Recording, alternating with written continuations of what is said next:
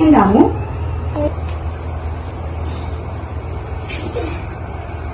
അമ്മേ, എനിക്ക് ഒരു പിടി അരി തരുമോ? എന്തിനാ മോളെ? അമ്മേ, എന്റെ സ്കൂളിലെ അന്നപൂർണ പദ്ധതിക്കാ.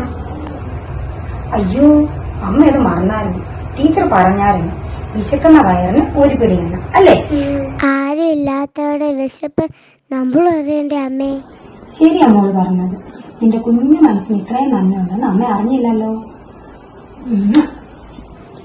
ഇനി എന്നും അരി ഇടുമ്പോ ഞാൻ അമ്മുനെ വിളിക്കാട്ടോ.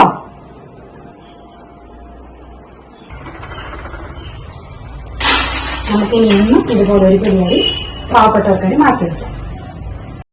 വിദ്യാധിരാജ അന്നപൂർണ പദ്ധതി. വിശക്കുന്ന വയറിന് ഒരു പിടി അരി. അന്നദാനം മഹാദാനം.